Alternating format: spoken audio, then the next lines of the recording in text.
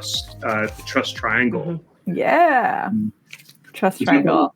Very cool. So you've got, the authenticity at the top, empathy and logic connected to it. And then in the middle is trust. And I think that's a really interesting idea behind, the audience that you have. And it could be an audience of tens of thousands, or it could be an audience of a couple hundred. And so trying to keep that trust. Do you guys want to talk a little bit about that in terms of what your thoughts are for it? Yeah, we love this model because it's so simple. Triangle is strong, 3 points, easy to remember. I think this really clicked for me because as a marketer, like I've been told you have to be authentic. I've told let's do empathy maps, right? Like these were not new concepts to me. But the study that we cite in the book is from Frances Fry and Ann Morris. There's a Harvard Business Review article that came out in 2020 with their research, and it was presented to me in a way to help me be a better leader and think about interpersonal trust building. But I couldn't help myself and say, like, ooh, this is a solid model. Does this work in marketing too? Applying that to marketing, you have to show up with a voice. The authenticity is having a voice, sounding like a human, which is so important right now because humans are savvier than robots. We can tell when a robot wrote something. Yeah. So you have to have a voice. You have to be authentic. Yes, sure. You have to be empathetic. And that is not happening in email. That is why this email does not find us well.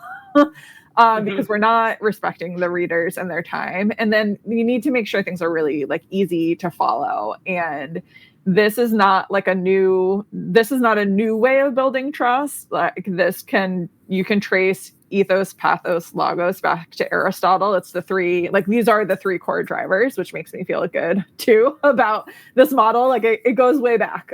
So we can feel good about this. Stood the test of time. It has, yeah. But like, how do we think about applying it, right? It's like having a voice, delighting our readers and like having something in it for them that's going to make them feel good and making what we want them to do really easy. Read rate has gone down, I think, from 13 seconds 4 or 5 years ago to 9 seconds now. And most people, gasp at that. Yeah. But really 9 seconds is the most that you can expect someone to spend on your email. The reality is only about a third of the readers would look at it for more than 8 seconds. I think it's something like 41% look at it between 2 and 8 seconds. They call that a skim. Litmus calls that a skim. And then there's a third of your readers, a third of your recipients are going to look at this email for 2 seconds or less. It's a glance. And what I love about how this book came about is that intuitively, we had been practicing that. I had this idea of a 2-second test that I was teaching folks and putting my own emails through. Then I see this data set. I'm like, oh my gosh, it really is 2 seconds. Because if you can get your message across within those 2 seconds, then everybody that received it gets it, right?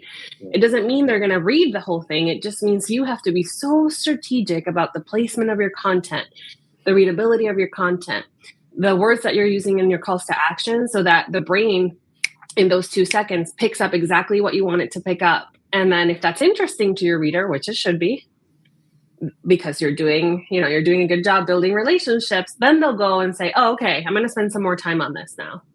But we all got to pass that 2-second test. And we are going to revert back to like the original purpose of a subject line, which is the subject of the email. It's what's in the email. This? Like that's what the people who designed this technology got it right. Like tell them, we're going to give you this space in this tool to tell them what's in the email.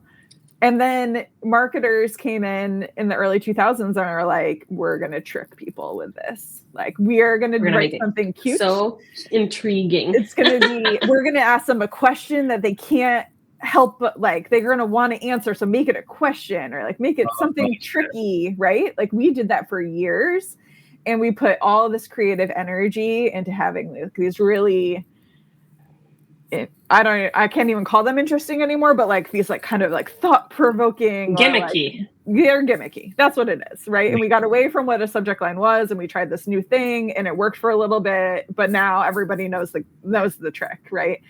And instead, if we know that's our job as communication professionals to not just send the email, but to get our message received by the other person.